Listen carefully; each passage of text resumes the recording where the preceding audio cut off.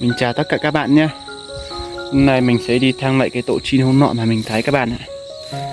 Tổ chim mà có 4 quả trứng nhưng mà trong đó có một quả trứng rất to nhé. Thì mình rất nghi ngờ nó là quả trứng của con chim tu hú.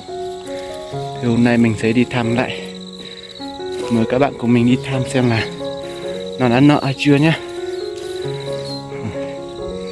Bây giờ mình đi tới cái tổ chim đó thì mình sẽ quay cho các bạn xem nhé. Bây giờ mình đã đi tới rồi nhé các bạn. Tổ chim đó thì nó ở ngay trên này rồi. Bây giờ mình quay ngược lại camera để các bạn xem nhé. Tổ chim đó thì ngay trên này các bạn này. Bây giờ mình xem là có một chút nhé.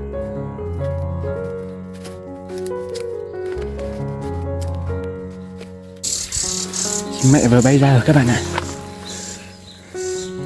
Đây, nợ rồi nhé các bạn nhé.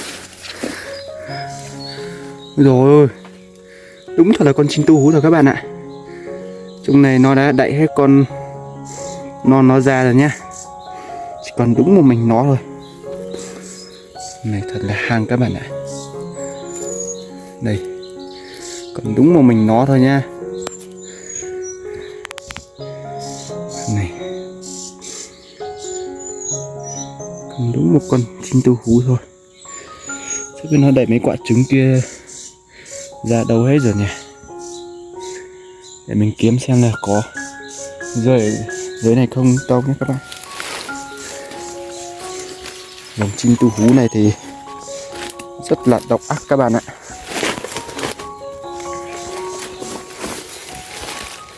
Nó rất là hung dữ. Nó phải đẩy hết con nhà của người ta đi thì nó mới có lại cái chính thức ăn cơ. Đây,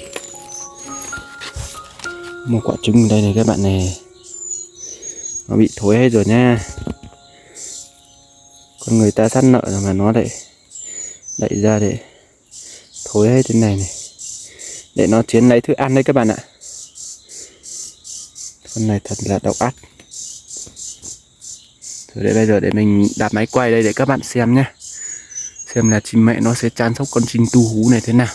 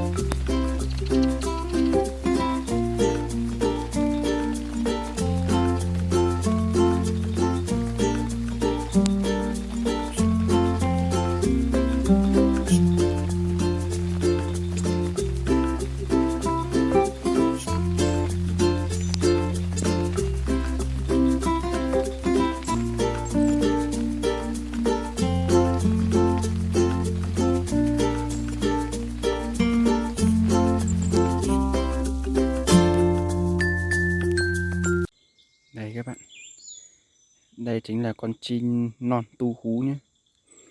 Con chim tu hú non. Nó đẻ nhờ trong cái tổ của nhà chim này này. Cậu thương cho nhà nó chứ lại. Nó đẻ hết ra mấy quả trứng của nó rồi các bạn ạ. Các bạn ơi, cái tổ chim mà có cái con chim non tu hú đấy thì mình chỉ quay đến đây thôi nhé. Bây giờ mình sẽ lại đi lên kia mình tham một cái tổ chim sâu với lại một cái tổ trào mào. Còn 3 tổ nữa anh em ạ. Rồi mình sẽ thang xong rồi. Trời cũng đang mưa này thì chắc là mình cũng phải đi về nhé anh em. Còn một cái tổ chim sâu thì nó ở ngay đây này. Trời đang mưa quá. Một cái tổ chim sâu nó ở ngay đây.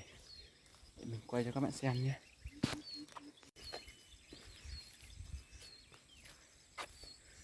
Tổ chim sâu nó ngay đây này. Đây. Này. Ui. Chim mẹ vừa bay ra các bạn ạ. Đây nhá. Nó có 4 quả trứng nhá đây. Đây các bạn có thấy không, nhưng mà nó có 4 quả trứng nhá các bạn. Rồi mình sẽ cũng động đến tổ nó nha các bạn nhé. Mình sẽ lên trên kia mình thang cái tổ trào mào trên kia xem là nó đã nở chưa nhé.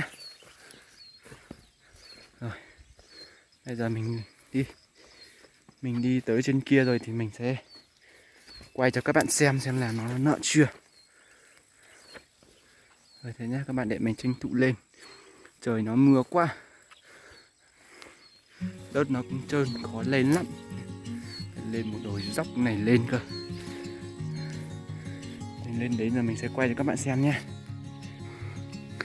Các bạn ơi, mình đi nãy giờ thì cũng tới rồi nhé các bạn. Ôi mệt quá. Tổ chim trò mào thì nó ở ngay đây này.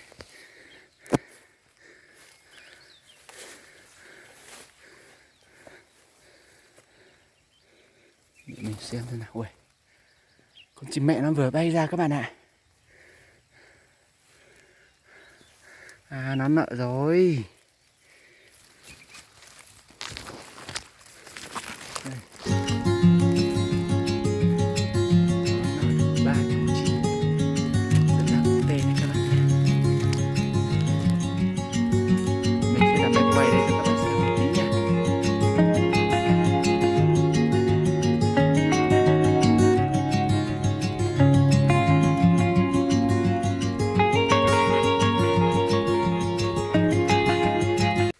Các bạn ơi, trời đang mưa rất to các bạn ạ.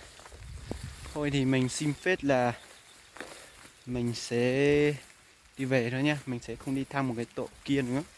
Một cái tổ chim kia thì mình sẽ dành riêng một clip sau để mình quay riêng một cái tổ chim đấy cho mọi người xem nhé. Còn cái tổ trà mào này thì mình cũng có đặt máy quay ở đấy rồi, nhưng mà đặt hơn 20 phút rồi mà, nhưng mà nó không, kiểu là chim mẹ nó cũng có về nhưng mà kiểu nó thấy cái máy quay của mình ấy nên là nó sợ hay sao các bạn ạ. Nên là thôi, trời đang mưa thì mình cũng phải đi về, với lại để mình lấy máy quay ra để cho chim mẹ nó về chăn con của nó, chứ không mưa này thì sợ là con của nó cũng có vấn đề các bạn ạ. Thôi thì mình xin phép là xin phép là mình sẽ dừng video ở đây nhé các bạn nhé. Rồi là mình sẽ bỏ riêng một cái thời gian để mình đi quay cái tổ chim kia cho các bạn xem nhé. Bye bye các bạn nha. Hẹn gặp lại các bạn trong những video tiếp theo ạ.